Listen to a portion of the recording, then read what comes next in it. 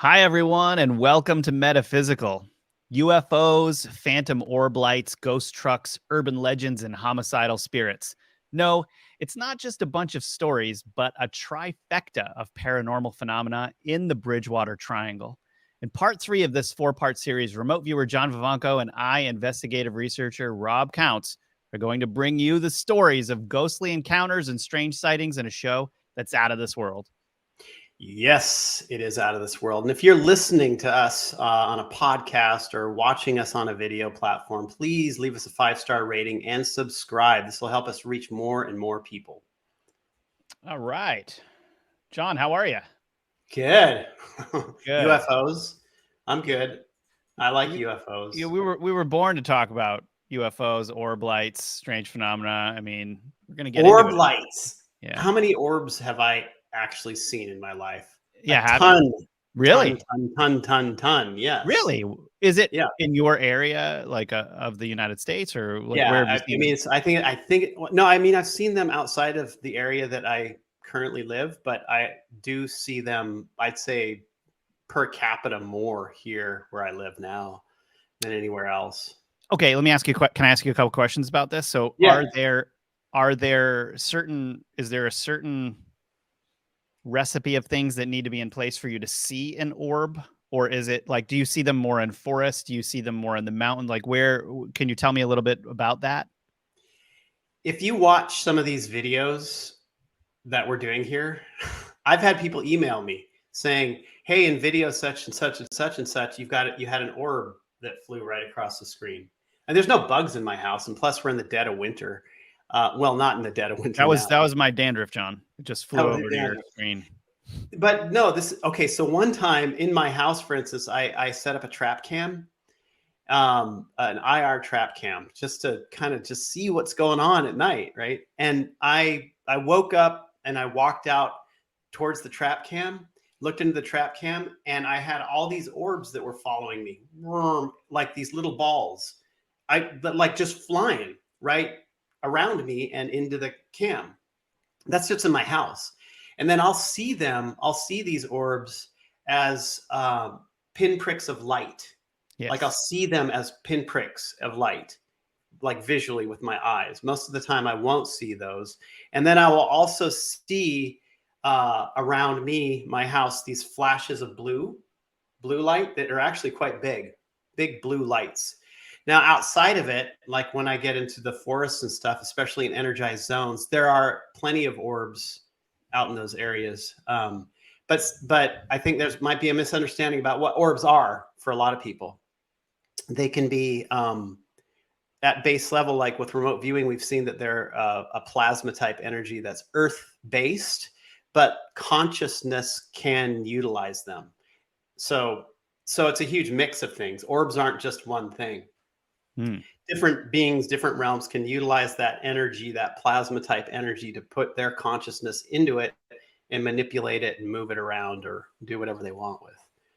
And this is why you find like Bigfoot reports with orbs too. Yeah, I've heard that. Lindsay's pulled up an image of a person standing what looks like in a field. It's dark out, and there are orbs all around this individual. Now, do you think that, I mean, most of the encounters in the Bridgewater Triangle seem to have seen these orbs or phantom lights in or around the Freetown State Forest? Is it more common to see orbs in a forest, do you think? Well, where you have earth energy, yeah, where you have the immense amount of earth energies. A lot of reports of those in like haunted forests, so to speak. You'll see the orbs. Or just energetic zones. It doesn't mean that there's like a consciousness in them. It doesn't necessarily mean that. Oh, well, here, listen to this. So one time I was sitting on my couch and I was just, scrolling through my phone, and out of the corner of my eye, I saw this light moving around, just like moving around. Little light orb. I look at it and I see it moving around straight on, then it disappeared. About a couple minutes later, I got a text from my friend that one of our friends just died. So, yeah. So what that was that friend showing up to me right? As we see it as an orb, but it's like a condensed form of energy, a consciousness that is using some energetic construct in the 3D physical reality to move around. So yeah, I mean, like That's fascinating. things outside of our reality can present themselves, no matter how big they are, no matter how small they are, no matter what they look like, as a little ball of light. Their consciousness, that's what it can do. And sometimes people will see orbs morph into larger things. I've seen that happen before too. So now you were kind of bringing up that a lot of people think that the orbs themselves all are a specific type of thing, but kind of what you brought up, which I think is really interesting, is that it's sort of like you can imagine it's almost like a vessel, and the vessel is sort of a neutral thing, but it could be filled with something. Oh, no, not that. That's What? you just said that in one of the other episodes. The Chinese friend from China, or that Oh, was it's like a translated. bag. It's Yeah, like a bag. people means bag, and it's whatever. Yeah, similar, People mean bat means bag, or means bag.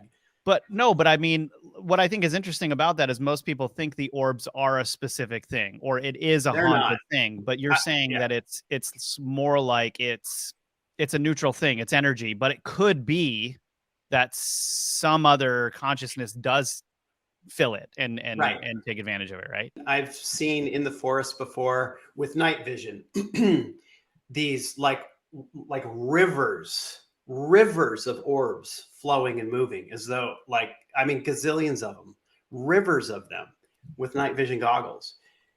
Sometimes they're there, sometimes they're not. It just depends on, and that specifically is like an earth-based plasma type energy in movement that we've remote viewed before.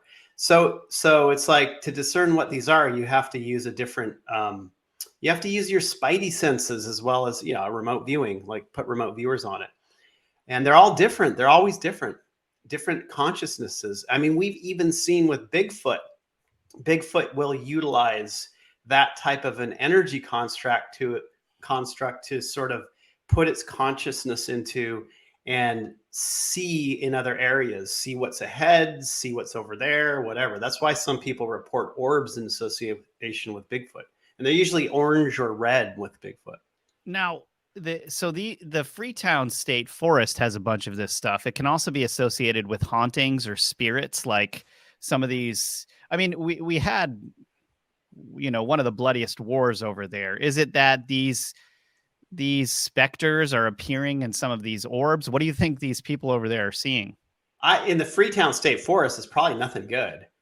Hmm. That's my take on that. I mean, didn't view the orbs over there, but if there's spirits involved, it's probably just a lot of very negative stuff. Those are the kinds of things that that can show up around people who are possessed or whatever, right? Who can become possessed, orbs. But they're also ones that are good, and they're helpers. They're beings that are helpers. So I would say in the Freetown State Forest, I mean, it's going to be a mix. It literally is just going to be a mix. One orb could be this thing. The next orb could be something totally different. It's really interesting. We didn't even hear this on any of the documentaries and or videos or literature that we were looking at, but we found that some reports said that Ronald Reagan saw strange lights in the Freetown State Forest. Ronald Reagan? What was he Ronald doing Reagan. there? What was he doing there in the 1980s, huh? It's a great question. I mean, I don't know. It's Ronald Reagan. He's traveling around, but the fact that he went through there and saw that is interesting. Yeah, I think so. That's weird. Yeah. Very weird. So I think, man, we've got a few things to talk about here, but the UFOs that were over there, there were a couple of, I think they were radio jockeys that were driving through Bridgewater, or the Bridgewater area, excuse me, I should say. And they ended up seeing a massive UFO that flew. They were coming back from the dog track. They were coming back from the dog track. That's right. They were reporting down there. The dog track. Yeah, so it was WHDH radio reporters Jerry Lopes and Steve Sabraccia, I guess that's how you pronounce that. And they reported witnessing probably the most famous sighting down there, which was this strange UFO that was the shape of, like, I guess you could say home plate baseball, how the home plate is shaped. Lots of lights, and it hovered really close. Like, one of the gentlemen said that they felt like they could throw a rock and hit it, and they weren't going to say anything. After a couple of days and seeing all of the reports, here's Jerry Lopes. I think this gentleman actually said that he was a part of the military at some point, Air Force or something, and that he had never seen anything like this. Like, this was not one of our own. And so after a few days, more reports came out of people that had seen the same thing across multiple different towns in the area. They felt more comfortable coming out and talking about it because, no one wants to look crazy by saying they looked up in the sky and saw a gigantic ship that had really bright lights that were hovering over the area for a while. Right. And then I think, well, I'll tell you, we viewed this one. But I think also it was the size. I think the guy said it was like three football fields. 3 football fields, like, or 3 airplanes, 3 Boeings or something. Yeah. And so the thing was massive. And then there were other sightings of the same thing after this too, in the same area by other people. So it's legit as far as the sighting goes. It's legit. Do you think that this was military, or do you think that this was something else? Well, we viewed it, and I was also tasked on this blind as well. And what we have from this thing is that, okay, so the thing was really thin. It was very black, very thin and very black.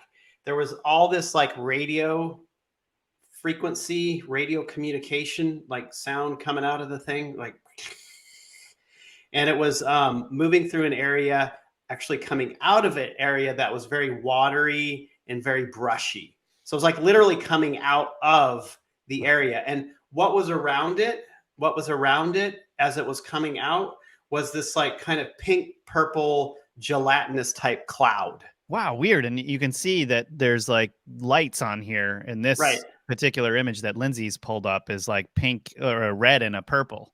Right. So it was coming out of, so it was like described as coming out of this like dimensional construct where it was coming from another dimension.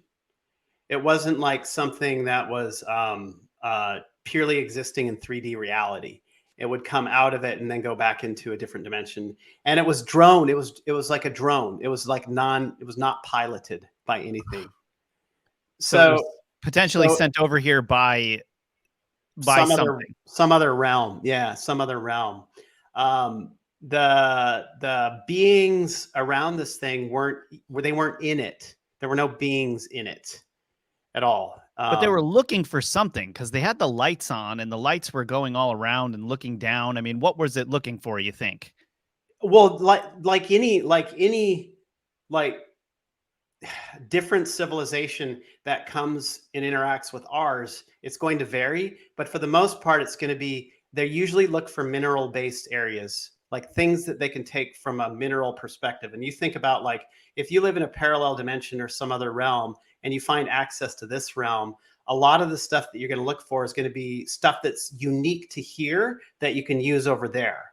And we see over and over again in these types of taskings that there are beings that are coming here through these things that are looking specifically for minerals. Like, that's a lot of what happens. Water as well, and any kind of resources, but typically minerals. In fact, like when we were looking at Joshua Tree, I used to go out to Joshua Tree a lot because there was some weird phenomena happening out there. Like what we found out with the data is that most of the phenomena does not occur where all of the crazy looking rocks are. Most of the weird alien stuff doesn't happen there. It happens like on this lower level area of the park that nobody goes to, where what you have are these mountains, and in the mountains are old mines that humans have abandoned because they can't extract any more minerals. So what we often see like there is that these beings will set up in the old mines that human created because they have ways to extract the minerals that humans don't. So they're just like, you know, finishing the job. It's like so common, so common in our data. It's unbelievable. So yeah, it's the same thing with these guys. They're looking for resources. They're exploring. They're, you know, who knows when you come from a parallel dimension, another reality, what their understanding would be and what they would be looking for. I mean, they could be looking for very, very, very specific things that we wouldn't even know about, that have an energy signature that we couldn't even read. You know, it's too bad that the aliens or these beings from another dimension, these extra-dimensional beings, don't find the people of Taunton as the resource that they're trying to abduct. Taunton, yeah. Taunton, yeah. Taunton. Yeah. They're a wild group out there in Taunton. Be careful. No. Yeah. So that's fascinating. So I think so we've got some kind of drone that's looking for a type of resource or something. And I mean, okay, now this was in 1979 or something like that. Yeah. 75, 79. Obviously it was a lot easier for them to do that. 79, right? It was a lot easier for them to do that in the 70s. It was. Think about it. I mean, dude, how many sightings do we have of UFOs between 60, 65 and 80? So many. And I wonder, you know, obviously now with everybody who has an iPhone, it's weird. It's like there's a different kind of difficulty today. You can get a video of something exactly like you saw it, and people will be like, "It's fake. It's, you know, it's." And you get the blurry photo, and they're like, "Oh my gosh, it's amazing." Yeah. Or that's like, it's a strange thing. But anyway, for the most part, very difficult for people to take photos of things. All you have is someone's word and a multiple encounters of that thing. But we don't see, or we don't hear of these types of things. It doesn't seem quite as much, like they get repressed very quickly or whatever. But this UFO, and you know, this wasn't the only sighting. This was just the one that we mentioned was the most famous, and there were multiple sightings of a similar nature in that area. And I find that interesting just because it's such a populated area where obviously people are going to see that stuff, you know, and I mean, here you go. Like, everybody's still talking about it to this day. And it happens to be in Bridgewater, the exact place all of this strange stuff is going on. Well, I mean, you know, it's like what we said, or, you know, what I pointed to in the first episode. You've got basically a massive portal there. The veils are thin there because of the earth energies, because of all of that movement of water, granite, et cetera, ley lines, telluric energy. It's just creating rifts in realities. Look, I honestly think that we live in a much stranger world than we give credit for. Yes, totally agree with you. Yeah. And it sounds outlandish and ridiculous what I'm saying, but we live amongst other realities. Like, there are more of those beings around me right now than there are humans around me. They're around. There are more of them out there than us in general that can perceive us because they exist in another dimension, in another reality. So all the things that happen to a person throughout the day, or when you're going into hypnagogic zone, when you're going to sleep and you see people, faces, things passing you, what do you think those are? Yeah. Those are other beings. Yeah. Is it really just your imagination? Exactly. Right. Exactly. Yeah. So we just don't recognize it. We don't put the pieces together. The only way you put the pieces together is if you are really digging into it from remote viewing or whatever other sort of methodology you're using to dig into it with, and then beginning to trust what it is you're perceiving, as well as working with other people with it. Then you really truly understand that even if you're in the middle of the forest all alone, nah, you're not alone. They're everywhere. Yeah, that's a scary thing to think about, actually. Yeah. Or a pretty cool thing, depending on how you look at it. But speaking of these forests, there is this one road that cuts through. I think it is the Freetown State Forests, right? And it is it's called the road is called Cappacut Road. Now, what's strange about this road is there seems to be a mad ghost trucker that runs people off of the road on Cappacut Road. Oh, that mad ghost trucker. Ah, It's a man. great story, though. I mean, Mad ghost trucker strikes again. you can imagine being at the road and be like, "Yeah, don't go down Cappacut, bro." You know, Yeah, you're gonna exactly. get run off the road. What's that? It's got a mad ghost Copacut. trucker over there. Yeah, Oh, it's Copacut. Copacut. Oh, that's too funny. The mad ghost trucker. How many people have seen this thing? Is this like commonly reported? Is this like Well, yeah, it is actually. So that's what's strange is, there could be some embellishment here, but there are actually like a combination of accounts of headlights appearing behind a car, angrily approaching and then running cars off of the road. I think one of the accounts that I heard was, that this one gentleman, he's driving in his car, he sees these headlights in his rearview mirror. He pulls over because it's approaching really fast. He pulls over, no one else in the car. There's other people in the car. They're like, "Why'd you pull over?" And he's like, "Oh, I got to let this guy pass." And then he sees the lights behind him disappear as it's about to go by, and there's nothing there. No one else saw anything, and he was just like, "I can't explain it. I don't know what I saw." they could be orbs? Orbs will do weird stuff like that. Yeah, but true, but headlights are a very specific thing, John. Yeah, Right? but Like you know what? two headlights coming at you really fast. Are the orbs like, you know what I mean? I mean, well, has anyone seen the rest of the car or just the lights? Orbs like beings that like, especially if you get into an area where there's some darker interdimensional beings that are in the area. They're gonna like they'll mess with humans. I would like I would be thinking, who has seen the form of the truck? Has anybody seen the form of the truck, or are they just lights? Because these guys will even mimic airplanes. They'll literally like be doing all this stuff, like weird things that airplanes can't do. And then all of a sudden, it's like they'll even make the sound of an airplane. They'll like turn into like normal airplane blinking lights, and you'll hear a sound. They will literally mimic human machinery. They will literally mimic it. I'm telling you. This is the world of John Keel high strangeness. This is where you get into like mind bending, like what the heck are these things? Trickster phenomena, Right, right. And I can see like these crazy orb things running people off roads. I don't know. Yeah, I mean, people it is interesting. Like it's a really fun story. Yeah. Like where did the truck come from?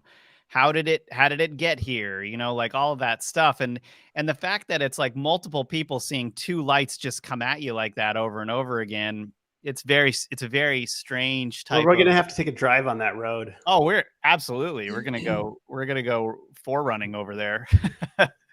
See if we see anything. Oh man, yeah.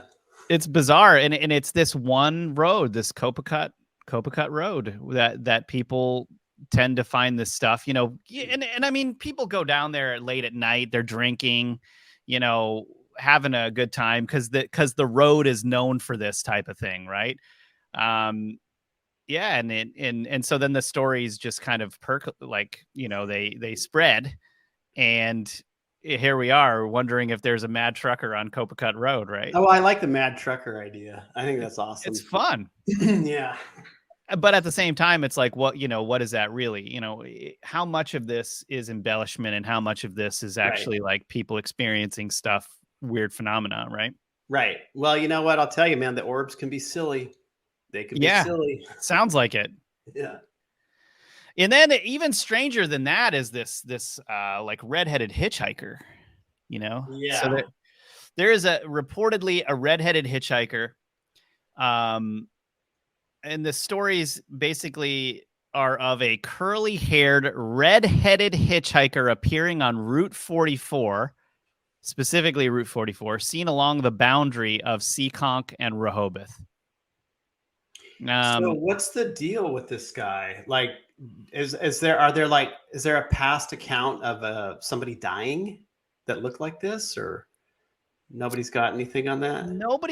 really got anything too solid on this, but the accounts seem to corroborate a similar thing, which is sort of a farmer wearing denim and a flannel, like a long beard. And he's not only appearing on the street or whatever, but for instance, if there's 3 people in the car and the passenger side seat is empty, you'll look over and he's there. These are some of the accounts, which is super creepy, right? So stories of him appearing in cars, manipulating radios, etc. Some attached, some common urban legends to the story. So now people say if you honk 3 times or turn your lights on and off, or if you're driving with 3 people, he'll appear in the 4th seat, just as I just said. Right. Now that's just a rumor, not an actual account. Yeah. But there's rarely a real story about this ghost, but one person who would not go on the record told an investigator they saw someone's face appear on their windshield. Like it was exactly the redheaded trucker face. Like he looked over for a sec, looked back. There's this red-headed hitchhiker appearing in the windshield, and then, went away.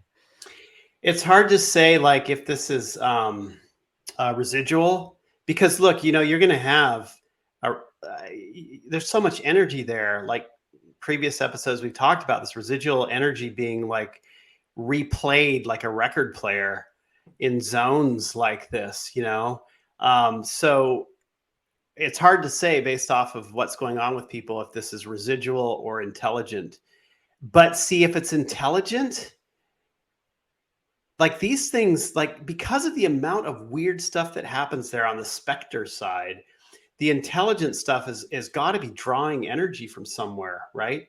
I mean, in order to keep itself in that zone, or it is literally just things that are mimicking humans, right, to mess with humans, which, like in the case of the truck, I mean, that's like, honestly, I swear I think it's orbs personally, as opposed to like a human mad trucker. I think it's orbs that are messing with humans. I think there's a lot of weird messing with humans here. There's somebody's getting off on it.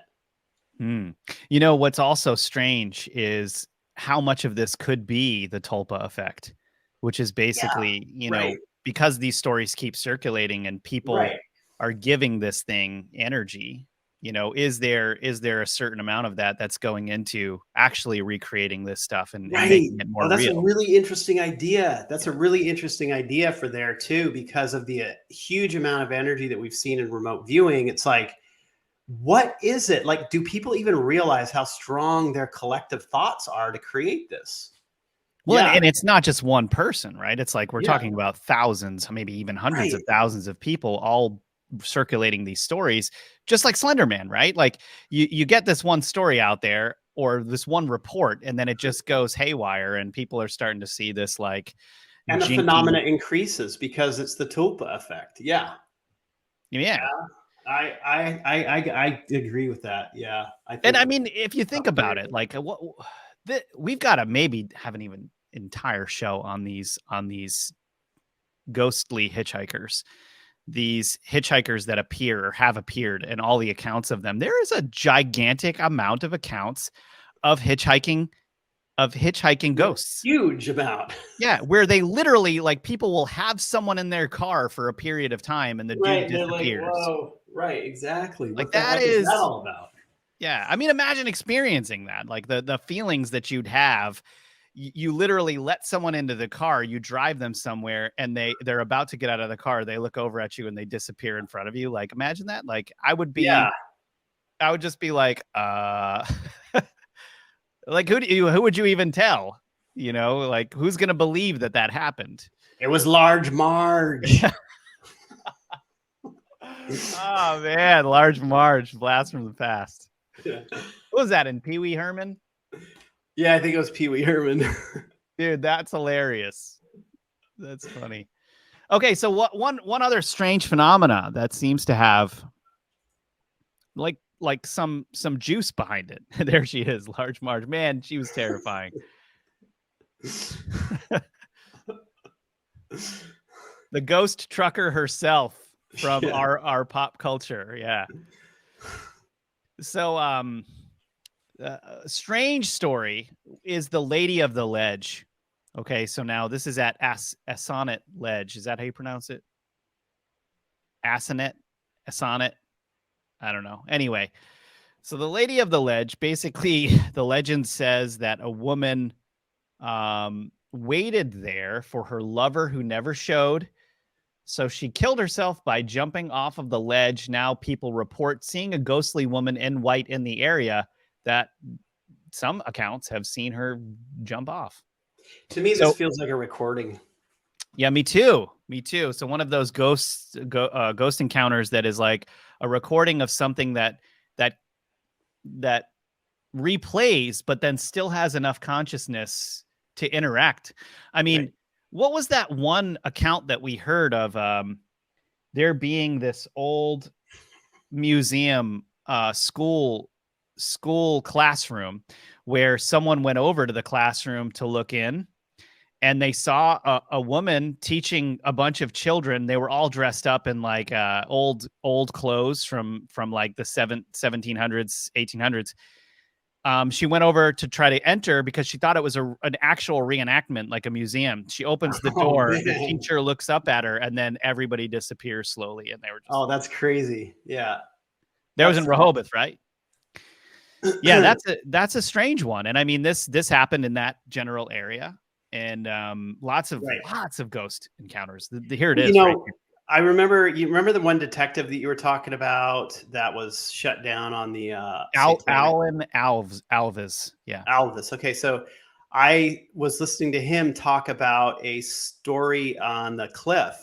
So he said that cliff where the Lady of the Ledge jumped off into the water there.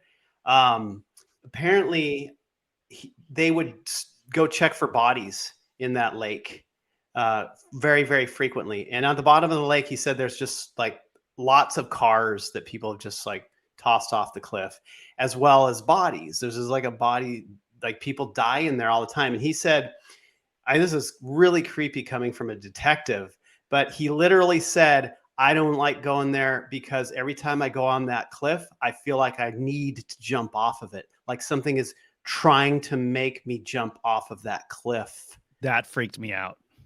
Yeah.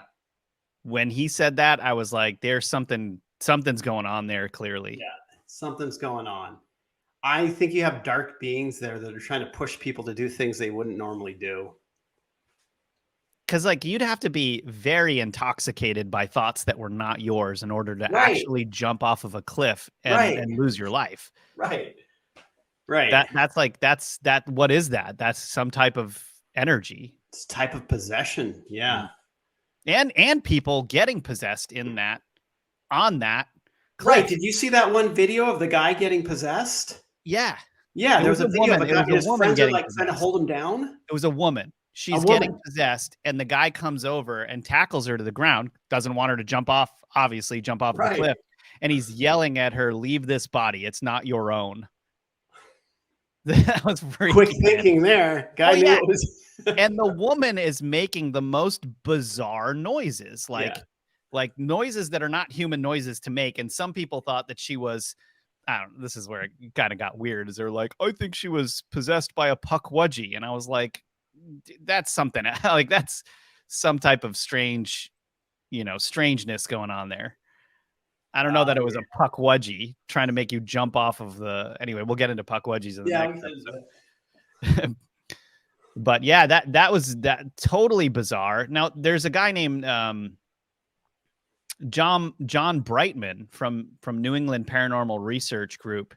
He said he broke down in tears atop the ledge, later realizing a spirit had told him to jump or leave. Jeez. Yeah. Let's not go there. I don't know. Kind of want to go. You want to go? Yeah. So there's no way any spirit is going to make me jump. Like that's just going to make me laugh. You say that now. You say that now. John's going to put famous last words. Everybody just write that down in your little like notebooks here. John's going to look over to me and be like, I'm going to like take Rob over there. I'm going to sit in the car and we're just going to watch him. And then you're going to roll down your window. Who's going to win this bet? Yeah. You're going to roll down the window. You're going to be like, remember that story I told you about the serial killer I viewed? Exactly. I am the serial killer. Gonna drive me off the cliff. Oh shoot. So in the Bridgewater Triangle documentary, they showed a video of that woman that got possessed. That was like, I just think that was like the craziest thing that we had seen, probably from the ledge.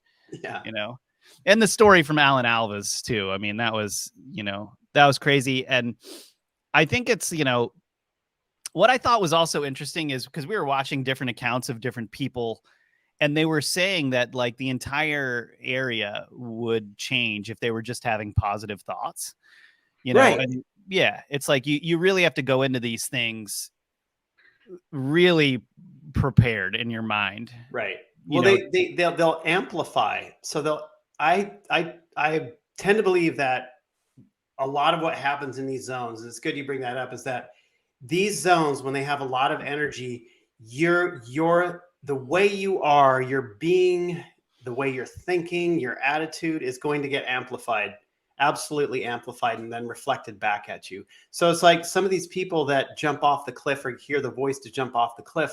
What are they thinking about when they go there? I don't want to jump off the cliff. I don't want to jump off the cliff. I don't want to jump off the cliff. Right. I mean, that's what they're putting out. People don't realize their thoughts are energetic forms, and this stuff is going to reflect it back at you as well. That's exactly why the voices in my head would never work, because I'd go there thinking about the ham sandwich I just ate. Exactly. And then the spirits are going to be like, this guy's thinking about a ham sandwich with mustard on it. Forget about it. I know, man. So I don't know. Yeah.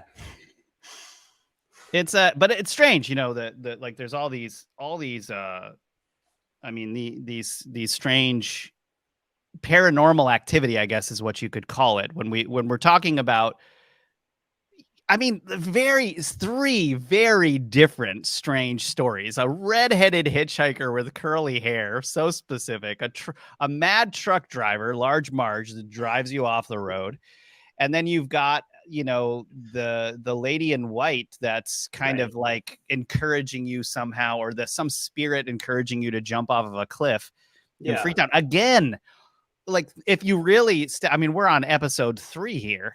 We've gone through so much weird activity that's happening in this area, and we're not even, we're 3/4 through it, basically. Right, right.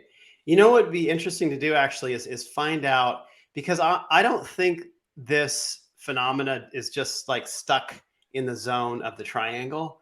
I mean, the triangle is a spiritual, metaphysical construct in general, sacred geometry and stuff. And it's interesting that people put these in the form of a triangle, but it's really just a blob. It's really just a blob, because wherever that earth energy is flowing is where these things are going to be happening. And so what is it like? What do the residents, the locals, see? What's going on with the locals? Because you get just people from the outside going into these forested areas, and you don't have too much talk on what the locals are seeing. You know what I'm saying? I do. It's just that most of those accounts are the local people in the area. Like, these towns, it may be difficult for people that aren't from the New England area really to understand. Oh, wait, no, there is that one guy. Yeah, it's like these are Puckwudgie. All these guys these are townies, basically, that that are trying to research and figure out what's going on, because their mother's sister's brother's uncle told a story. I mean, you know what I mean? Like, they're experiencing, and then some of them are experiencing these things themselves, finding the people that are talking about it, that are more passionate about it, and then it's spreading in a passionate way that only New Englanders can kind of spread stuff. Right. So it is like, it is local. It's not just like random. Like, I do think some of the people that I was looking at and I was researching, I kind of felt like there's some fame that they're probably looking for from this. Not all of them, a small percentage of them. Some of them, it just seemed like they were telling the story as they saw. Right. But obviously some of them were a little bit too excited about it and didn't seem extremely genuine, but I'm not going to bring up any names. You can watch for yourself and judge.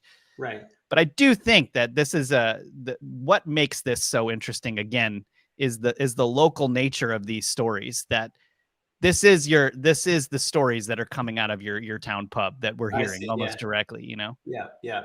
Hey, I think what makes this interesting too is that people seem to be more willing to talk about this instead of hiding it, It's the instead of not talking about it. Northeast spirit. Right, because when you get to more West Coast areas, people won't talk about it. They just won't talk about it. But the Northeast, there's something, I guess they just are themselves, and what their experiences are, they're going to say. What's in your And they mind? don't care. What's in your mind is what's coming out of your mouth, whether other people like it or not. It Right. is a thing there. Now, of course, there's different levels of that, but the Yeah. more that you get into these like towns and the more alcohol people have had, the more likely they are to bring this stuff up and just really let loose. They will Right. tell you exactly what they think. Right. Yeah. First time to New York, walk into a pizza shop. Right when I walk in, what do you want? What do you want? Like, and I'm just like, stop! I just walked in. Like, Yeah, and it's like they're almost accusing you of being rude for not telling them. exactly. Right. I Like, just literally walked in. Man, give me a moment. Yeah, it's like that. It's like that. But I appreciate it. There's a place like that I used to live right near called Pizza Suprema. It was like probably one of the best, considered one of the better slices in New York City, right on 8th Avenue and right near the New Yorker where Tesla used to live. Oh, yeah. Right near there. And man, it was funny going in there. You go in there with a bunch of guys, and the guys behind the counter, the stuff they would say was just like out of control, They're like really just they're giving you a slice of pizza and then maybe calling a hit on you. No. You didn't know what you were going to leave with or whether you would leave with your life. Oh, man. No, I'm exaggerating, but it's like it's really funny. Yeah. It is true. All right. Well, anyway, you guys, we're going to wrap this episode up now. Hope you've enjoyed this episode and our conversations about Large March. In our next episode, we are going to hit probably what some of you have been waiting for, which is that all the strange creatures that have been seen in the Bridgewater Triangle area. And when we talk about sightings, we're talking about some of the usual suspects like Bigfoot, but we're going to be getting into thunderbirds, giant cats, huge snakes, and the strangest of all, something you may not have heard of, which is the Native American lore creature called the Pukwudgie. And John has a lot of juice on that, apparently, and he's going to tell us more about what he and his team of remote viewers saw when they were looking into this entire thing. You're not going to want to miss that. So stay tuned for episode 4. Hope you thought this episode was as out of this world as we did.